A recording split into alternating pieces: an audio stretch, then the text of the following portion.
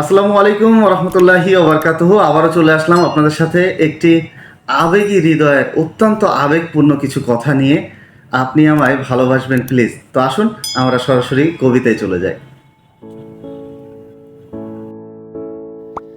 আপনি কি আমায় একটু জড়িয়ে ধরবেন? কোনো কারণ ছাড়াই বলবেন ভালোবাসি। বড্ড বেশি ভালোবাসেন আমায়।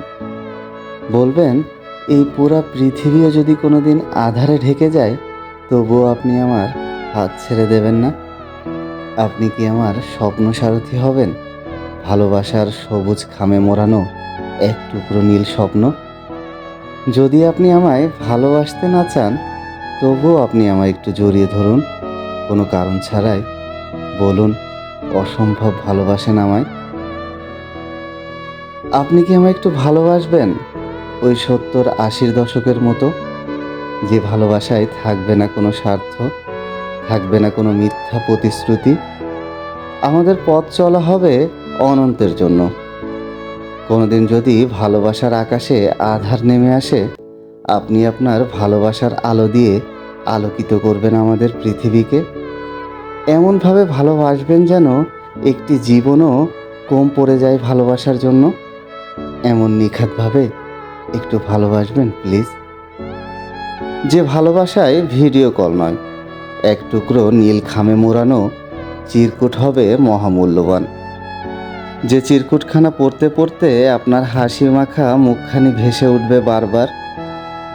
চিরকুটে থাকবে আপনার না বলা কথাগুলি, থাকবে আপনার অব্যক্ত অভিমানগুলি। এমনভাবে আমায় একটু ভালোবাসবেন প্লিজ।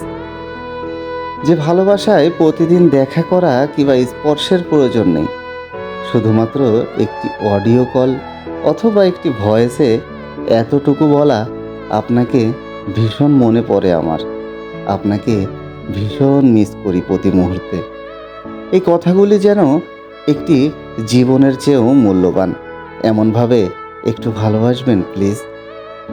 আপনি কি আমার প্রিয়জন হবেন?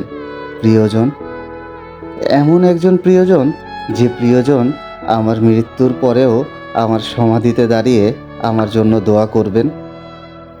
দোয়া করবেন যেন সৃষ্টিকর্তা আমার কোনো ভুল ভ্রান্তির জন্য আমাকে কোনোরূপ সাজা না দেন। দোয়া করবেন যেন আমরা অনন্তের জন্য একসাথে থাকতে পারি। এমন নিখাতভাবে আমায় একটু ভালোবাসবেন প্লিজ। অসংখ্য ধন্যবাদ আপনাদের সকলকে আমার এই কবিতাটি মনোযোগ সহকারে শোনার জন্য। আবারও নতুন কোনো কবিতা অথবা গল্প নিয়ে আপনাদের সামনে হাজির হয়ে যাব। ততক্ষণ ভালো থাকুন, সুস্থ থাকুন। আল্লাহ হাফেজ।